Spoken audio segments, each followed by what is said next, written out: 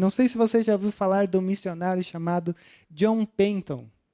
Esse missionário chamado John Penton, ele é um missionário curioso ali do século XIX, porque ele simplesmente olhou um momento da vida dele e falou assim, cara, eu acho que eu estou sendo chamado pelo Senhor para anunciar o evangelho na ilha do Mar do Sul. Especificamente num episódio chamado a Ilha de Taná.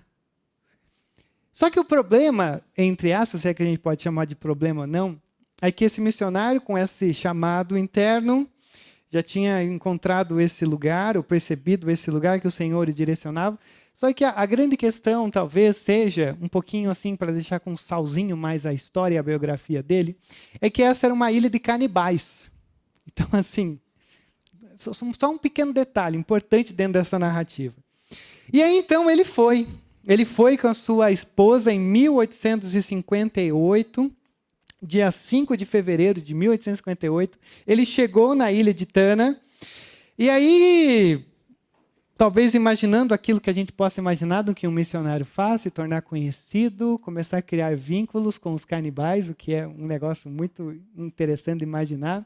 Só que 1 ano depois, a sua esposa deu à luz um filho, porque é missionário, está em missão, mas vida que segue também, né? E aí teve um filho. Só que depois desse quase 1 ano mesmo, a sua esposa, ainda com um bebezinho e tal, começou a ter febre, sinais de pneumonia, diarreia, delírio, até que ela veio a falecer. Depois de 1 ano, dentro desse campo missionário. Então, vamos para o meio do nada, nessa ilha, pregar para os canibais. Depois de 1 ano, tem um filho muito bom. Logo, dias depois, a minha esposa morre. Diante daquela realidade, não muito do que esperar, o bebezinho também morre. E aí, nesse caso, ele escreveu, né, alguns relatos que a gente tem da história dele, onde ele cava os 2 túmulos, um do lado do outro. Primeiro, ele cavou o túmulo da mulher com as próprias mãos, é dito, e sepultou a sua esposa ali. E depois de semanas, cavou um outro túmulo e colocou o seu bebezinho ali. E aí, num determinado momento, ele pega e ele registra isso para nós. Atordoado por aquela perda terrível a entrar nesse campo de trabalho, ao qual o sempre misericordioso Senhor me conduziu evidentemente, a minha razão parecia por um momento quase ceder. O Senhor, sempre misericordioso, me sustentou e esse lugar tornou-se o meu sagrado e muito frequentado santuário. Ele está falando do túmulo. Durante todos os meses e anos seguintes, quando trabalhei para a salvação das ilhas selvagens, em meio a dificuldades, perigos e mortes, Jesus me guardou lá, pois eu devia enlouquecer e morrer ao lado daquele túmulo solitário. Cara, isso aqui é muito forte. Porque ele falou assim, esse lugar se tornou um santuário, esse lugar da separação, da perda, da morte. E eu deveria enlouquecer. Aliás, várias vezes a razão quase sumiu da minha mente. Eu falei, não faz sentido nenhum eu estar nesse lugar. Mas ele continuou por mais alguns anos. Sobre ameaças, no relato dele tem um episódio que ele estava fazendo tipo um cu de oração. E aí, de repente, um desses selvagens, como ele descreve, simplesmente pegou um machado pela qual eles trabalhavam e tentou matar ele na reunião de oração. Olha que reunião animada. Normal. Gente, ainda bem que não era transmitido na época, senão ia ficar ia viralizar. Só que aí o que aconteceu? Cara, ameaças e mais ameaças, eu não sei se o pessoal deu uma exagerada ou se isso de fato acontecia, mas eu vi, lendo relatos sobre isso, dizendo que ele tinha até que ficar de guarda nos túmulos do bebê e da esposa, porque os caras queriam lá e arrancar, e não sei fazer o quê. Arrancar é um termo forte, mas tirar os corpos e sei lá o que a gente pode imaginar. Quando eu olho para uma história dessa, ela se passa em 4 anos dentro desse período, até que chegou um momento onde a perseguição era tamanha, era tanta ameaça, que todo mundo da ilha, segundo o relato, se juntou, pegou ele, falou assim, cara, vai embora. E aí estava passando um navio missionário, e ele entrou no navio missionário e voltou para casa. Eu quero fazer uma pergunta muito simples para você. Se nós fôssemos aqui um lugar onde nós estivéssemos avaliando a biografia, a história das pessoas, o ministério das pessoas, um tempo de serviço das pessoas. Para você, essa é uma história que deu certo? Assim, vamos lá. Beleza, foram. A esposa morreu, o bebê morreu, ficou 4 anos lá, só ameaça, só desgraça, e aí, de repente, o cara vai embora daqui e ele foi embora. Talvez se a gente fosse ser muito sincero, essa é uma história que não deu certo. Esse é um chamado que, para mim, não faz sentido nenhum. Porque não parece ter tido frutos. Não parece ter dado certo no sentido de, poxa, mas vamos colocar no papel. Quantas pessoas se converteram? Poxa, mas a sua família simplesmente não existe mais dentro dessa experiência. Então, quando você começa a colocar isso numa perspectiva mais do nosso tempo, não faz sentido. E aí eu fiquei pensando nesse sentido sobre o sentido. O que é o certo para mim e para você? Se eu perguntasse para você agora, o ano passado foi um ano que deu certo a tua vida? As coisas que você fez ou como você vivenciou o ano passado, deu certo, fez sentido? E talvez você fale, sim, porque eu talvez conquistei algumas coisas, realizei algumas coisas, experimentei algumas coisas, acumulei algumas coisas, construí algumas coisas, fiz alguns procedimentos que realmente foi um ano que deu certo. Mas dentro da nossa perspectiva, da nossa fé, daquilo que é sagrado, dos movimentos que Deus vai fazendo na nossa vida, a pergunta que eu me faço é, será que a gente pode pautar uma vida que deu certo por aquilo que aparentemente faz sentido? Ou será que a nossa vida com Deus, ela é uma vida que às vezes não vai fazer sentido nenhum, mas está dando certo? Eu não sei se eu estou enlouquecendo, se faz sentido para você, mas você consegue perceber que às vezes a nossa caminhada com Deus, talvez vai ter alguns episódios que não vai fazer sentido nenhum o que está acontecendo? E aí você não pode simplesmente dizer, não está dando certo. Não, é porque a tua visão, ela às vezes está mais pautada por aquilo que o mundo idealiza do que aquilo que a fé bíblica nos apresenta. Porque talvez o que dá certo dentro dessa perspectiva toda é você entender que mesmo às vezes não fazendo sentido algum o que está acontecendo com você, o que aconteceu com você, o que vai acontecer com você nesse ano, você continua alguém inabalável.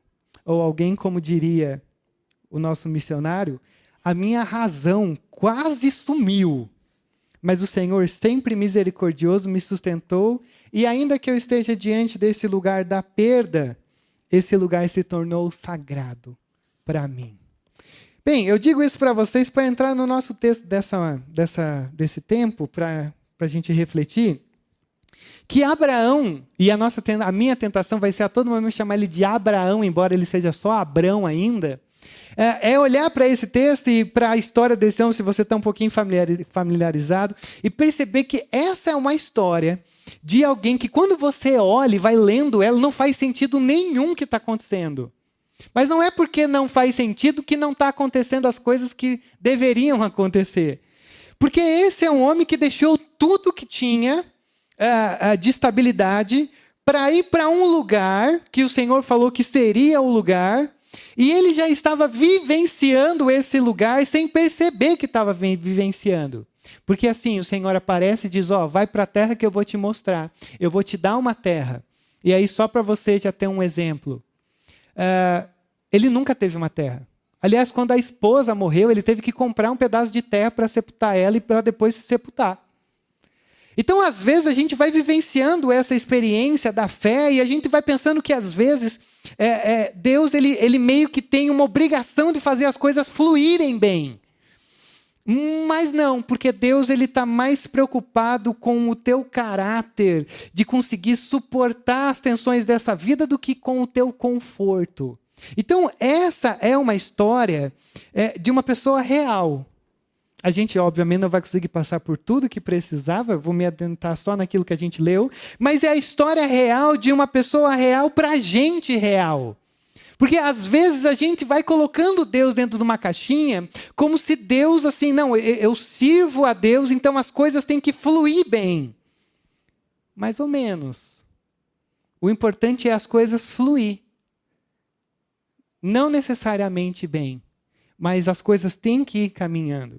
Então, quando a gente olha para o nosso texto e fica a sua Bíblia aberta, que a gente vai usar bastante ela, a gente está no comecinho da sua Bíblia. Se você está um pouquinho familiarizado com ela, isso é bom. Porque quando você olha, por exemplo, Gênesis 1 e 2, é a criação. É Deus criando tudo aquilo que você conhece e até o que você não conhece. É Deus criando tudo e Deus dizendo e as coisas passando a existir. E aí Deus olhando, dizendo isso é bom, isso é bom. Aí termina com um culto criacional, assim, onde Deus para tudo e fala, vamos cultuar, que foi o 7º dia. Só que aí ele cria o homem e tudo. Aí lá no capítulo 3 você tem aquilo que a gente chama do capítulo da queda. É quando o homem e a mulher em conjunto dizem assim, Deus, olha, é muito bom que o Senhor fez por nós, mas a partir daqui a gente ouviu um conselho de uma serpente e essa serpente diz que por mais que seja bom, Senhor, cuidar da gente, nós dependemos do Senhor, mas a gente consegue tocar a nossa vida a partir desse passo que o Senhor já deu. Então o Senhor pode ficar aí e a gente toca a vida por nós mesmos.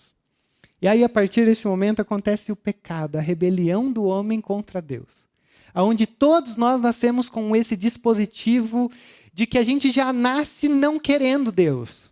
A gente já nasce nessa sombra da impiedade, onde a maldade já habita dentro de nós. Ela só vai evoluindo ao longo dos anos, né? Aquele exemplo clássico, você não precisa ensinar a criança a mentir, a fazer birra, porque ela já está ali dentro, né? Só vai desenvolvendo. Aí quanto mais velho você vai ficando, mais profissional em pecar você vai ficando. Olha que coisa boa. Ou ao contrário. Então, assim é essa coisa da realidade bíblica. E aí, então, você tem Deus reiniciando a história com Noé, dizendo assim, ó, vou dar fim em tudo, eu me arrependi de criar o ser humano, que o ser humano é muito ruim, cara. E aí Deus reinicia a história e começa com a família de Noé, mas aí logo em seguida o que acontece? A mesma coisa. Porque já não é um problema social, não é um problema físico, é um problema interno. O problema do homem está no coração dele. E aí quando você chega no capítulo 11, você tem um evento conhecido como a Torre de Babel. Que é um momento onde os homens dessa cidade, dessa região, dizem, ó, vamos erguer uma torre para que o nosso nome seja reconhecido e adorado. Porque assim, algumas pessoas dizem, caso Deus mande uma outra chuva que devaste a terra, a nossa torre vai ser tão alta que lá em cima nós não seríamos pegos por esse Deus. Então nós superaríamos a existência e o poder desse Deus. E aí então eles criam essa torre dizendo, cara, a partir de agora a nossa torre toca o céu. Então não tem ninguém aqui chamado Deus. Então nós somos os nossos deuses. Então é um mundo caído. O capítulo 1 a 11 da sua Bíblia é uma introdução do que é a humanidade. A todo momento o Senhor tentando chamar o seu povo para si e o homem dizendo, vai para lá, Deus, aqui você não tem espaço. Então essa é a rebelião do ser humano. E aí é nesse cenário que de repente a gente começa a ouvir um som de um Deus entrando na história e dizendo, saia da tua terra. E isso é maravilhoso, porque num mundo de rebelião, numa sociedade de rebelião, de pecado, de não há espaço para Deus, Deus ele intervém na história para chamar homens e mulheres para si. Para chamar homens e mulheres para que pudessem fazer parte do seu plano divino de redenção. Então, só para você ter uma ideia, quando eles levantam essa torre de Babel e erguem essa torre de Babel, o texto vai dizer que Deus embaralhou a língua deles para que eles não conseguissem se comunicar com uns com os outros. E aí então eles dispersaram. E aí então a torre de Babel meio que virou uma coisa que já foi. E aí é nesse dispersar que o Senhor chama Abraão e diz assim, disperse atrás deles, para você mostrar graça para eles. Disperse, porque eles não podem ficar sozinhos, porque eles vão se autodestruir por causa do pecado. Então, vá atrás deles e anuncie quem eu sou. E aí eu separei 4 coisas que eu quero caminhar com você nessa noite. 4 coisas que representam talvez aquilo que mais precisa ser trabalhado no nosso coração ao longo da nossa jornada. E, ao mesmo tempo, 4 cenários ou 4 verdades, ou como você quiser chamar, que precisam ser trabalhadas ao longo do nosso ano. Que é o contexto em que nós vivemos, que nós fomos chamados. Também seria o chamado que nós recebemos do Senhor diariamente, a missão que o Senhor nos convida a experimentar e a adoração que o Senhor nos convida e nos encoraja a realizar. Então vamos lá, deixa eu começar com vocês. Olha só o verso 27. Como eu já disse, você tem uma genealogia aqui. A gente já leu o texto, então você pode ir batendo o olho e me ouvindo.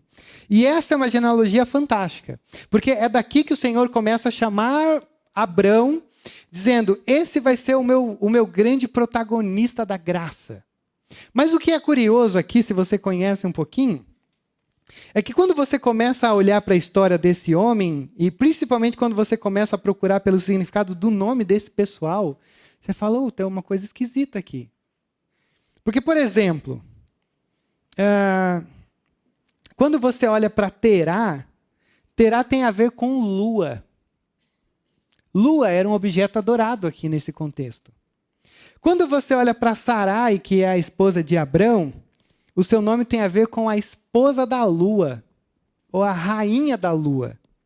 Quando você olha, por exemplo, para Milca, Milca é um nome que tem a ver com a filha do deus Lua.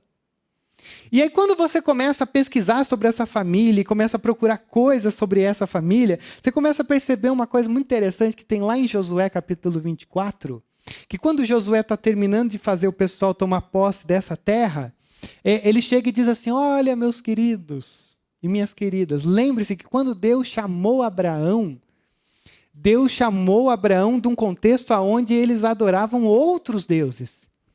E eu acho que isso é muito fantástico de perceber. Porque Abraão e essa família, embora eles vão experimentar essa intervenção divina de Deus vindo e chamando eles para si, não era um povo que você olharia e diria, poxa, essas pessoas são dignas de serem chamadas por Deus. Não era um contexto onde o Senhor olharia e falaria, poxa, vocês estão quase lá, sabe? Eu vou chamar vocês porque vocês estão quase lá. Não, eles estavam adorando a lua. Eles estavam cultuando. Alguns historiadores dizem que havia até sacrifícios humanos em torno desse Deus, lua. Então, quando o Senhor aparece para eles, para mim é fantástico. Porque, às vezes, o contexto onde Abraão é chamado é o nosso contexto. Porque, às vezes, a gente pensa que, poxa, para a gente fazer alguma coisa, ou para ser alguma coisa para o Senhor, a gente, talvez, poxa, Rodrigo, se soubesse o meu contexto, se o meu contexto fosse um pouco mais positivo, eu acho que eu faria melhor. E aqui é um contexto idólatra. Aqui é um contexto onde as pessoas estão adorando a lua, os céus, as estrelas, e ainda assim o Senhor aparece para eles e chama eles para si. Porque você não tem que esperar um contexto favorável para responder ao chamado divino. Você precisa perceber que contextos favoráveis, geralmente, eles nunca vão existir. Menos piores, sim. Mas contextos em que você vai falar assim, estou plenamente certo de que tudo vai muito bem por conta desse chamado acontecer nesse lugar. Então veja que mais do que isso, olha o verso 30. Ora, Sarai era estéril e não tinha filhos. E aqui a gente já tem uma tensão, que faz todo sentido depois quando você perceber por que o Senhor manda com que Abraão sacrificasse Isaque. Porque essa era uma tensão familiar. Ter filhos, gerar filhos, ter uma descendência, era algo inimaginável para a época. Era a cultura da descendência, de alguém continuar o que eu comecei. Então, não ter filhos aqui é um baita de um problema. Então, talvez exista uma angústia muito grande, onde eles dizem, nós adoramos a lua, nós procuramos até mesmo a resposta da lua para, poxa, nós queremos ter filhos. Mas veja mais uma vez esse contexto que Abraão é chamado. Eles eram pagãos porque adoravam outros deuses, e a mulher de Arão, Sarai, não podia dar filhos. Então nunca, quase nunca você pode receber um chamado num contexto favorável. sempre vai ser um contexto de tensão. Às vezes a gente vai começando nessa virada do ano, como o Doug disse, criando algumas expectativas, dizendo, poxa, que esse ano seja bom, ou que esse ano aconteça algumas coisas. E às vezes a gente passa por esse ano, ou entra nesse novo ano com essas bagagens do ano passado, dizendo, poxa, o ano passado não foi um ano bom. O ano passado não foi um ano onde eu pude experimentar coisas boas, ou grandiosas, ou coisas honrosas, ou coisas onde eu pude olhar e perceber o toque do Senhor. Mas esse é um bom texto, essa genealogia é uma boa genealogia para lembrar a gente que o Senhor trabalha coisas novas independente do que nós temos daqui para trás. Independente do que nós temos daqui para trás, o Senhor pode fazer coisas novas. Não é à toa que Paulo diz que quem está em Cristo, nova criatura é. As coisas velhas já se passaram, em tudo se fez novo. O que isso significa?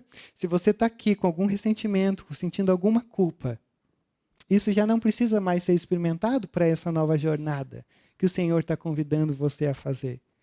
E olha só, o verso 31, ele vai dizer que Terá tomou seu filho Abrão, seu neto Ló, filho de Harã, e sua nora Sarai, mulher de seu filho Abrão, e juntos partiram para Ur dos caldeus para Canaã. Mas ao chegarem a Harã, estabeleceram-se ali, e Terá viveu 205 anos e morreu em Harã. Se você é uma pessoa curiosa, estudiosa desse texto, tem uma coisa muito fascinante aqui. Porque o Terá pegou a sua família e falou assim, cara, vamos para Canaã. Vamos para Canaã. Só que quando eles estavam a caminho de Canaã, que é esse lugar onde o Senhor vai chamar Abraão a entrar, eles chegaram num lugar chamado Harã e ficaram ali. E isso daqui pode parecer uma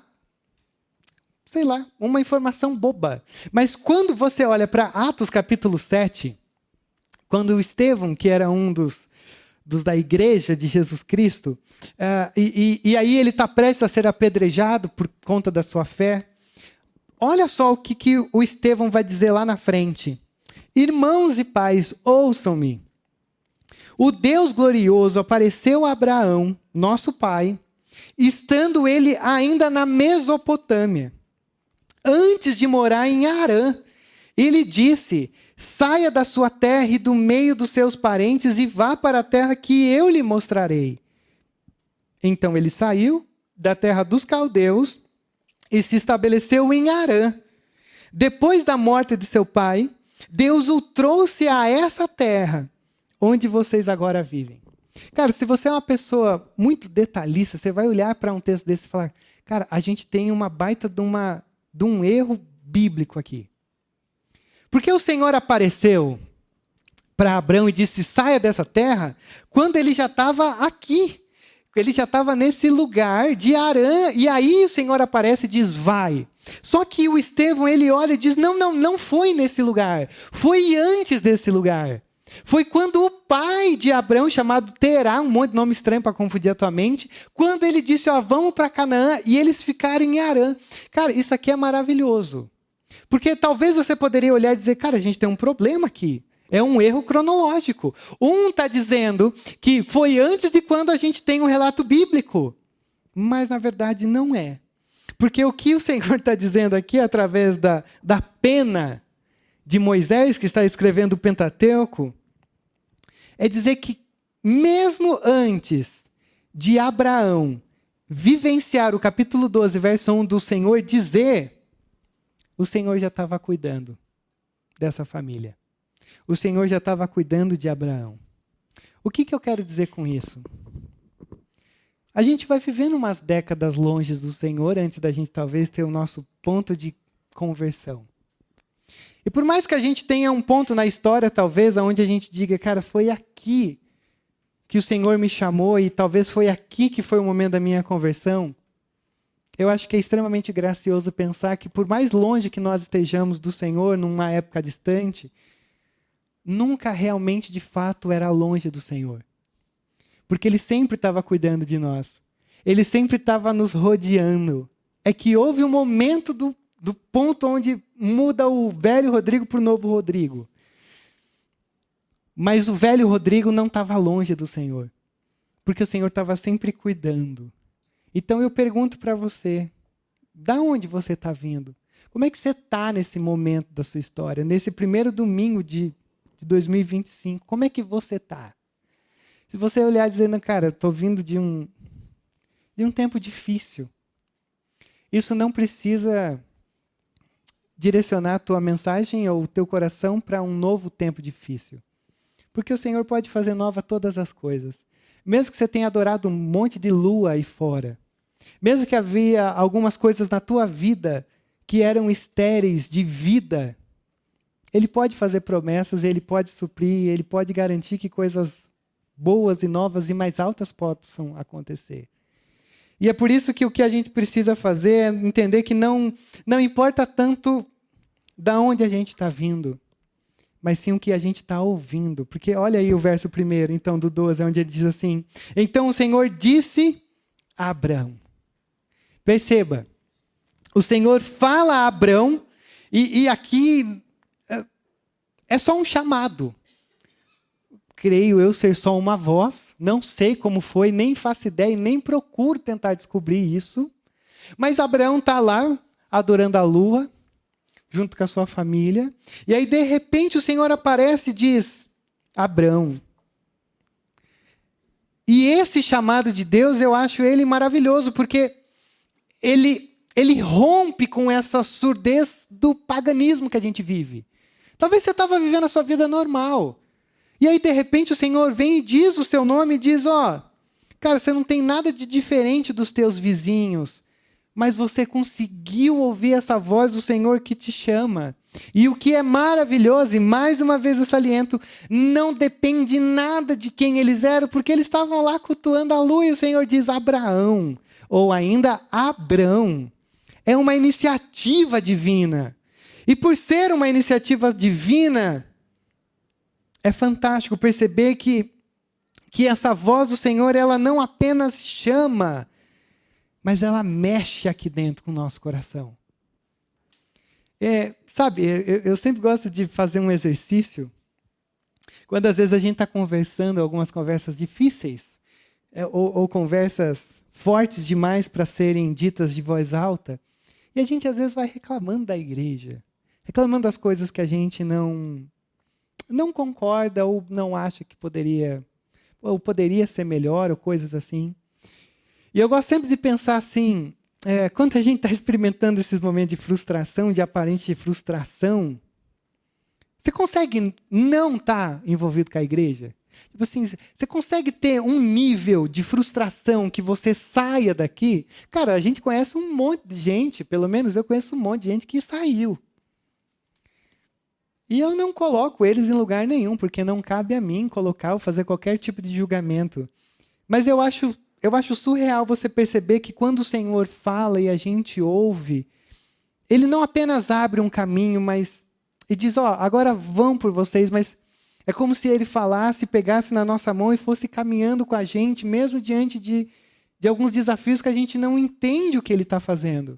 E o que é mais fantástico dentro dessa história, desse texto, desse chamado, é que tem um teólogo, um comentarista bíblico, na verdade, ele diz assim: a história da redenção, como da criação, começa com Deus falando. Isso, em poucas palavras, diferencia a história de Abrão da de seu pai. Ele está dizendo, quando Deus começou a criação, ele diz, e disse Deus e passou a existir. E disse Deus e passou a existir. E aqui é mais uma vez um disse Deus. É mais uma vez o Senhor chamando Abrão, saia. Abrão, venha. Abrão, vai para onde eu vou te mostrar. E isso é lindo, porque a gente não tem um Deus que deu uma corda na história e falou assim, agora vocês se virem, criem religiões para que vocês possam conviver sem se matar ou tentando fazer coisas boas ao próximo, mas o nosso Deus é esse Deus que intervém, é esse Deus que entra na história, é esse Deus que pisa no nosso mundo, é esse Deus que fala de um jeito que a gente consegue ouvir. É esse Deus que diz, por mais que a gente vive uma Babel, onde não há espaço para Deus, por mais que a gente vá adorando os nossos deuses, que a gente vai criando, por mais que haja tanta infertilidade na nossa vida diante de tantas coisas, O Senhor, ele entra na história e nos chama pelo nome. E isso é fantástico, porque talvez esse seja o primeiro passo para a gente começar a andar e embarcar nessa jornada da fé cristã. Porque a gente passa a vivenciar um eco dessa voz de Deus. E aí é surreal, porque ele diz, saia da sua terra, do meio dos seus parentes e da casa de seu pai. E aqui a gente já começa a entrar em outras coisas mais complexas. Porque não apenas a gente vive num contexto que quase nunca vai ser positivo, e aí o Senhor trabalha esse contexto e nos direciona para muitas coisas, e aí ele entra na nossa história e diz, meu filho, a partir de agora é tudo novo, mas existe um preço também para a gente pagar. Porque é o preço do saia da sua terra, seus parentes, seu pai. E aí recomeçar é difícil. É mais fácil a gente ir tocando 2025 com as mesmas coisas de 2024. O grande problema é que Eclesiastes 3 vem e diz pra gente, existe tempo para todas as coisas. E existem muitas coisas de 2024 que tem que morrer, e muitas coisas que a partir de agora vão ter que ter vida. E aí ele vai vivenciando essa história, porque a verdade é que sair da sua terra, sair da sua cultura, sair do que é estável e depender de alguém é horrível, é terrível. O pessoal sempre fala, com 75 anos, Abrão está sendo chamado a recomeçar. Mas 75 anos para a gente, tudo bem, mas ele viveu 175, então tinha mais uns 100 aninhos aí para ele vivenciar algumas coisas novas. Mas o que o Senhor está dizendo é, deixe Ur dos caldeus, deixe esse lugar.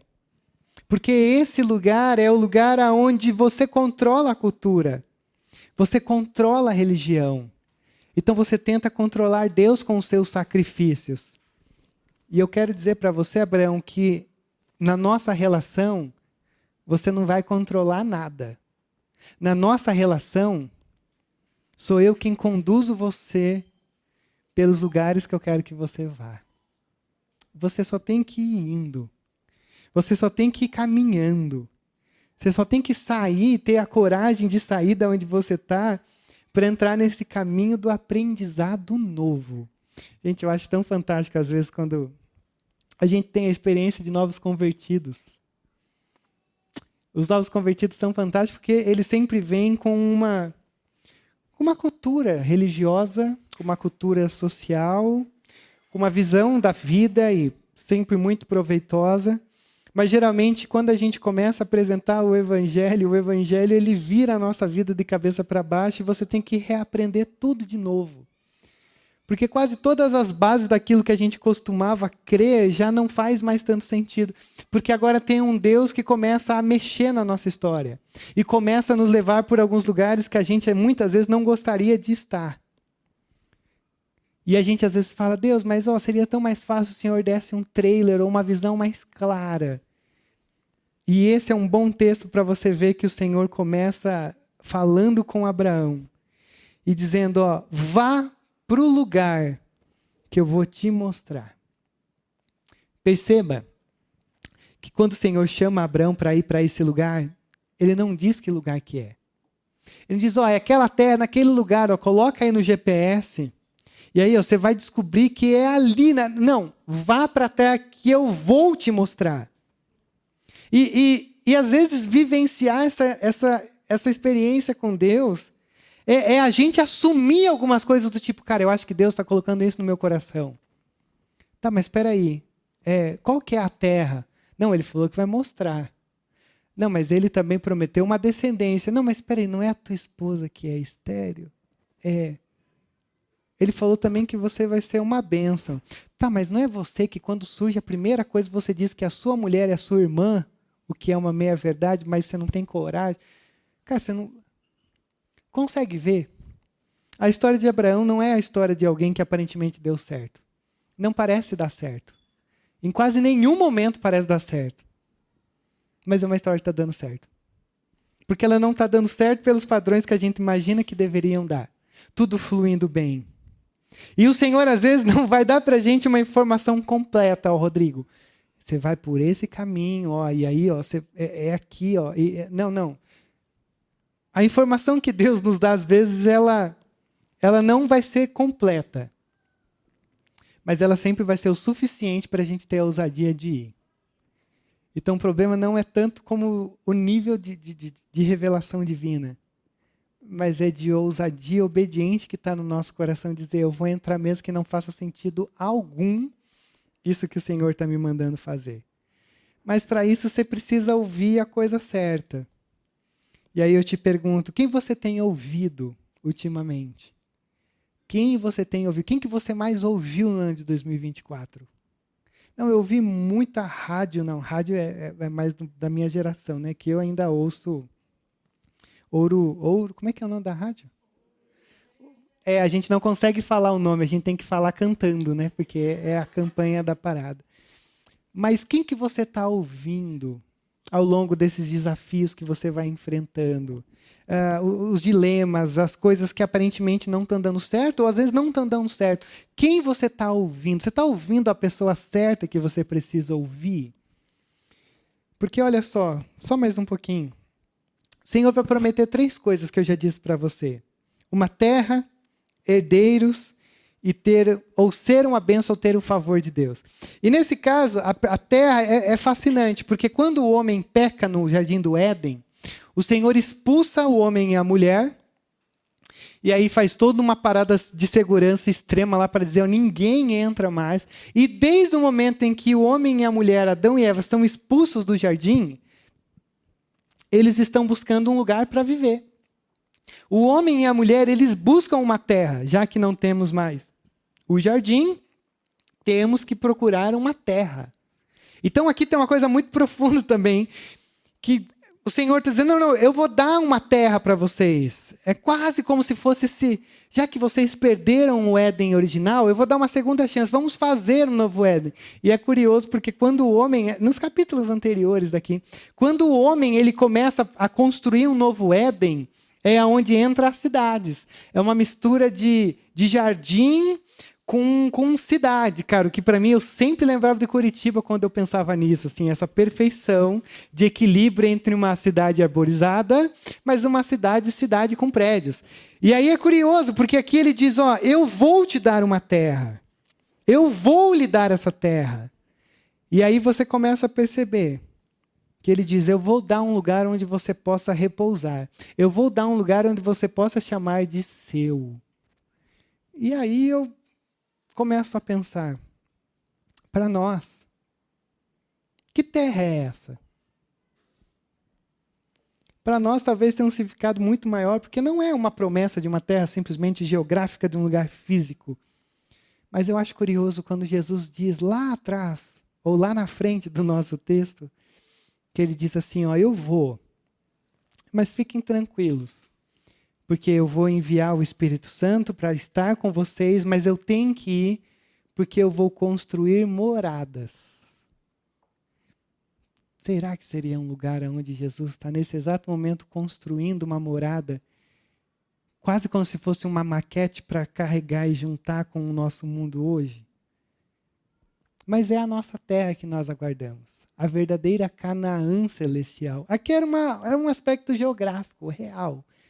Mas só era a sombra de uma coisa muito maior. E ele diz mais uma coisa, eu farei de você um grande povo. Ali, mais para frente, ele vai dizer, a tua descendência. Lá em Gênesis 17, ele também vai falar, uma aliança que eu faço com você, para você ter uma descendência. Mas aí, se você já sacou o texto diz que a esposa de Abrão, ela era estéril. E aí, mais uma vez, entra numa crise. Mas como é que pode ter... Como é que eu posso ter filhos? Como é que eu posso ter herdeiros se a minha esposa não pode gerar? E é lógico, depois, se você conhece um pouquinho da história, depois de muita bobagem, mas muita mesmo, eles têm filho. Só que não é só sobre esses filhos, Abraão, Isaac e Jacó e toda essa genealogia. Se você olhar lá em em Gálatas, capítulo 3, verso 16, quando Paulo está argumentando sobre sermos chamados filhos de Deus, o apóstolo Paulo diz, porque olha, lá atrás o Senhor prometeu a Abraão um descendente. E aqui tem uma coisa fantástica, porque é como se fosse um substantivo coletivo singular. Ele prometeu um descendente, mas para Abraão ele disse descendentes, mas Paulo diz, não é só sobre você ter um povo, mas é sobre nascer Jesus Cristo, o Senhor e Salvador e o Rei desse universo. Então o que Paulo diz é, a descendência que é prometida, o herdeiro que é prometido aqui, não é só de ter uma nação, mas para nós é a promessa de que Jesus Cristo viria um dia e Ele é o herdeiro final de Deus. Ele é o Filho de Deus que tira o pecado no mundo, que nos pega pelas mãos, nos leva para a terra prometida e é o Deus conosco. Só que mais do que isso, tem uma terceira e última promessa. E eu também o abençoarei, tornarei famoso o seu nome e você será uma bênção. Abençoarei os que o abençoarem, amaldiçoarei os que o amaldiçoarem, e por meio de você todos os povos da terra serão abençoados. É fantástico.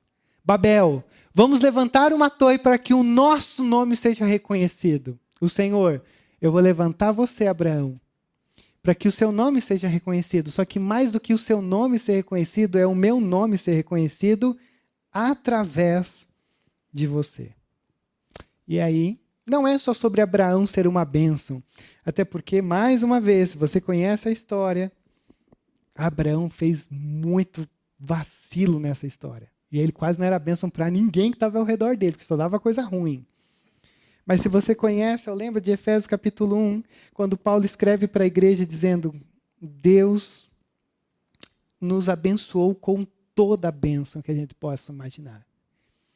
Então não é sobre uma coisinha assim que Deus fez, mas é sobre um Deus que cuida, um Deus que não dispensa nenhum cuidado que Ele já não ofereça para a nossa vida. E aí eu queria dizer uma coisa muito importante para você. Veja como Abraão acabou de conhecer o Senhor, ouviu essa voz, ouviu esse chamado, e veja como o Senhor já está instrumentalizando ele para algo grande. E às vezes você pode olhar para a sua vida e falar, poxa, mas faz pouco tempo que eu estou aqui, ou talvez faz muito tempo, eu não me sinto preparado para ser uma bênção, para experimentar coisas grandiosas. Cara, não é nem sobre você saber tanta coisa, é só sobre você ter Cristo como algo que completa o seu ser. E aí o anúncio é muito mais simples, não é um argumento teológico, é você... Poxa, eu conheço um Deus que Ele é capaz de cuidar de você nesse tempo. Eu conheço um Deus que é capaz de lidar com a dor que você sente. Eu conheço um Deus que é capaz de realmente trazer uma satisfação que você tanto precisa. Então consegue ver como Abraão, ele está sendo separado das nações para ser uma bênção para as nações? Acho isso sempre muito importante. Como crentes, a gente não tem o papel de... Vamos sair, a gente sai dessa cultura do mundo. Mas a gente não sai e se isola e fica, a gente sai para ser bênção. A gente vai aprendendo do Senhor para poder retornar e ser uma bênção para eles. E aí eu pergunto para você, para onde os teus passos estão indo? Porque já não é sobre esperar um lugarzinho, não é sobre chegar, mas é sobre ir caminhando e trilhando essa jornada e sendo uma bênção na vida das pessoas. Esse talvez seja o estágio final que a gente é chamado a vivenciar como igreja. Mas eu termino com essa quarta e última partezinha, porque o texto então vai dizer que diante de todas essas informações, Abraão partiu. Partiu Abraão como lhe ordenara o Senhor. E aí o Charles Spurgeon, um pastor batista lá do século XIX, ele tem uma frase que ele diz assim, Deus diz a Abraão, sai e ele sai. Por quê? Porque o chamado de Deus é divinamente aplicado e divinamente imposto. É um chamado eficaz. Ele faz o que deve fazer. Em outras palavras, quando o Senhor chama, Ele chama. E você só pode ir. E quando o Senhor nos chama, é impossível a gente ficar onde nós estamos. não dá para a gente ser chamado por Deus e continuar onde nós estamos. Ainda que a gente vá com muita bobagem. Olha o texto. Então ele vai e Ló foi com ele. Eu sou de uma escola de estudantes teológicos. Isso é tudo fruto da minha imaginação. Que eu não acho que essa tradução aqui, e Ló foi com ele, é tão boa. Eu acho que essa conjunção, ela não é algo aditivo, mas ela é adversativa. Deixa eu ler para você. Isso é só uma curiosidade, tá? Partiu Abrão, como lhe ordenara o Senhor, e Ló foi com ele, até porque o pai de Ló morreu lá atrás, e aí Ló é sobrinho de Abrão, e já que eles têm esse vácuo de não ter filhos, será que lá na frente ele não vai achar que Ló é o prometido que o Senhor falou? Só que o que acontece? Quando você lê, e ele foi, e Ló foi com ele, parece que está tudo bem. Eu não gosto do e Ló foi com ele, eu gosto do mas. Porque veja, deixa eu ler de novo para você. Partiu Abrão como lhe ordenara o Senhor, mas Ló foi com ele. É diferente. Porque o que o Senhor falou para Abrão? Saia da tua parentela. Deixa a tua família, é você e a sua esposa. Mas você acha que deu ruim? Cara, eu não preciso nem achar, porque ali na frente já deu ruim. No capítulo 13 já tem uma desavença entre os dois. Então eu não acredito que era para o Ló ter ido junto. Mas está tudo bem o Ló ter ido junto. A gente não é contra o Ló. O problema é que eu queria chamar a sua atenção que por mais que a gente seja verdadeiro e sincero, as nossas respostas em dizer, Senhor, eis-me aqui, elas sempre são fragilizadas. Talvez você saia daqui por muita graça de Deus e diga assim, cara, eu quero que o ano de 2025 seja um ano que não precisa fazer sentido para mim, mas que eu continue indo. Porque, Senhor, eu quero servir ao Senhor de todo o coração. Vai ser muito lindo se você falar isso. Mas não se engane pensando que você vai conseguir exercer 100% disso. Porque todas as nossas respostas, elas geralmente são frágeis. Ora, o Abrão, ele respondeu, então vou. Só que ele já deu um vacilinho aqui, levando alguém que talvez não era para ter levado. E eu não digo isso para te desincentivar, dizendo assim, então, tá tudo bem, a gente responde, mas sabendo que não vai. Então, assim, melhor nem responder nada. Não é sobre isso, mas é para você entender que você tem que estar no lugar certo. De nunca esperar uma resposta tão perfeita sua para você não se frustrar com o que você mesmo afirma. É que nem as nossas canções. Eu sempre gosto de dizer que quando a gente canta, a gente ora as nossas canções. Porque se você for olhar assim e falar, cara, eu não devia estar cantando isso não. Então eu estou orando, Senhor, estou orando a Ti essa canção, que essas verdades são tão além de mim, mas está tudo bem. Porque então o Ló, junto com Abrão, eles entram 600 quilômetros através do deserto, com família, com gado, com um monte de coisa. E eles chegam nesse lugar que o verso 5, finalzinho, diz, partiram para a terra de Canaã e lá chegaram. E Abrão atravessou a terra até o lugar do carvalho de Moré, em Siquém. E naquela época os cananeus habitavam essa terra. O carvalho de Moré é um centro de adoração dos cananeus. É um centro de adoração dos cananeus. E aí o que o Senhor faz? Verso 7. O Senhor apareceu a Abrão e disse, a sua descendência darei essa terra. E o que Abrão faz? Construiu ali um altar dedicado ao Senhor que lhe havia aparecido. O que ele faz? Ele levanta um altar. Ele ele ergue uma bandeira num centro de adoração cananeu, dizendo, essa terra é do Senhor. Essa terra é do Senhor. Verso 8, dali prosseguiu em direção às colinas da leste de Betel, onde armou acampamento, tendo Betel a oeste e Ai a leste. Construiu ali um altar dedicado ao Senhor e invocou o nome do Senhor. Depois Abrão partiu e prosseguiu em direção ao Neguebe. Então, Deus, é isso aí. Foi. Estava ali. De repente, ele levanta um altar, ele vai para outro lugar. E aí, ele constrói um outro altar. E aí, depois o texto, então, termina dizendo que ele parte em direção ao Neguebe. E eu queria que você percebesse uma coisa muito sincera. Quando o autor de Hebreus escreve a história de Abraão, faz um resumão, ele diz que o Abraão não sabia o que ele estava fazendo.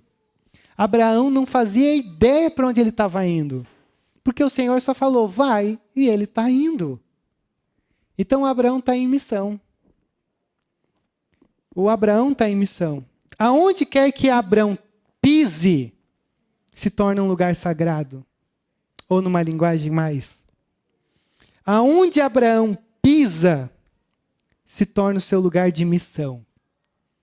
Aonde ele vai indo? Talvez seja por isso que Jesus falou, eu sou o caminho. Não, mas que caminho? É o caminho. Ó. Quando você vai andando, você consegue me encontrar.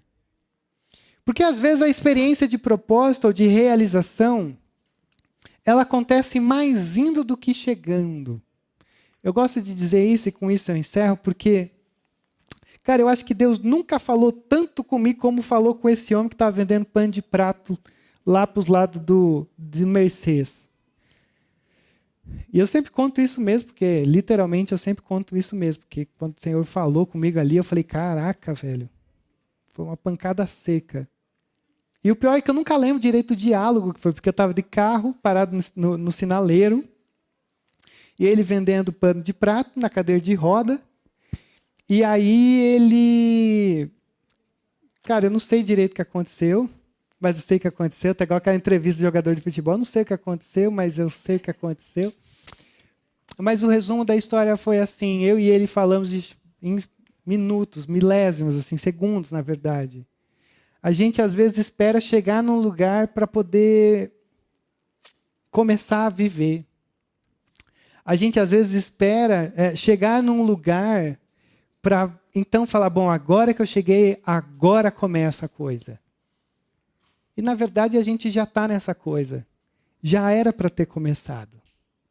E foi nisso daí que eu aprendi muito, nessa conversa de segundos, que não é sobre chegar em algum lugar. É sobre ir indo. E é isso que eu queria desafiar você aqui nessa noite. Porque a gente às vezes fica numa expectativa de chegar em algo e aí a gente fala, não, isso não parece estar dando certo. Poxa vida, Deus, como assim? 9 anos na frente de uma igreja, conduzindo uma igreja, aprendendo com uma igreja, e aí de repente numa outra cidade fazendo Uber, eu sempre volto no Uber, né? Fazendo Uber, Deus, parece que não faz sentido nenhum, parece uma perda de tempo. Não, mas olha, talvez, cara, quando a gente conseguir plantar uma outra igreja, uma outra Calvary, aí então eu acho que eu vou conseguir exercer esse chamado divino. E aí esse rapaz, vendendo pano de prato, falou assim, sem ter falado isso. Cara, você estava esperando por uma coisa que já começou. Você está esperando chegar em algo que, na verdade, não tem que esperar. Já está acontecendo. Seja uma bênção onde quer que você esteja. E aí eu percebi que a história de Abraão e uma realidade dessa sempre é bom para a gente começar o ano. A gente talvez tem muitos planos, muitas coisas para a gente fazer ao longo desse ano. Mas nunca espere, se tratando das coisas sagradas, chegar em coisas que você talvez tenha plena certeza ou tão planejado para você ser o que você precisa ser quando você não tem plena certeza e às vezes você nem sabe para onde está indo. Porque é sobre ir indo. E Abraão sabia disso. Não sei se ele aprendeu, nem sei como ele morreu. Mas o autor de Hebreus capítulo 11 diz assim que Abraão morreu sem que as promessas de Deus fossem cumpridas a ele com respeito à terra, ao descendente e à bênção. Então eu perguntei para esse texto, eu falei, Abraão, será que deu certo a tua vida? Será que esse ano foi bom para você, desde o chamado, das mudanças? Será que fez sentido? E a resposta que eu vi não fez sentido nenhum. Mas foi bom. porque ele só apontava para algo muito maior do que ele. E a boa notícia que eu quero te dar nessa noite é que a sua vida, mais do que fazer sentido, ela tem que apontar para algo maior do que você mesmo. E mais do que talvez dizer 3 passos, 4 passos, 800 passos, 7 chaves para um 2025, o que eu quero encorajar você é só conheça sobre Jesus e o que Jesus é capaz de fazer no teu dia a dia, em cada passo que você tiver. Porque não é sobre fazer sentido, mas é sobre entender que o nosso Deus é um Deus conosco. É um Deus que vai trilhando essa jornada com a gente. E quando o Senhor apareceu para Abraão e disse, só vai, o Abraão foi. Mas eu gosto também de ler, e termino com esse texto, que quando Jesus está com os discípulos, Jesus aparece para eles e diz, paz seja convosco. Como o Pai me enviou a mim, assim eu vos envio a vós. E dito isto, soprou sobre eles e disse-lhes, recebei o Espírito Santo. O Abraão, ele foi porque o Senhor disse, mas no nosso caso, a gente vai indo sobre o sopro de Jesus. Então não é um convite para você tentar sentir esse sopro, mas para você buscar que o Senhor quer de mim para esse novo ano. Eu quero orar com você sobre isso. Se quiser colocar-se em pé.